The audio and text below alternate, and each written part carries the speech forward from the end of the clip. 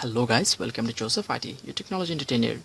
Today I'll be showing you how to convert your video to audio with your VLC media player easily. I have a video named USA. As you can see, it is in mp4 format. It's a video, but I'm just willing to convert it to audio with VLC. I'm just opening VLC and going to media, and from there convert and save. Okay, now simply click on add to add the video you want. Yes, I'm already there, USA, the name of the video, and then simply click on open, and now click on convert, and now just browse to set the destination you want. I'm just going to save it on the source folder, that is free app lock. Okay, and simply click on save, and now clicking on start.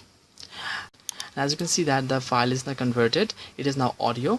If I play this, it is now played with audio player.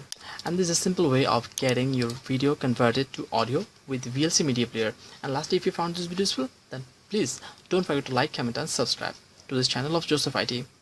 If you have any better idea, then please don't forget to comment below. See you in the next video tutorial.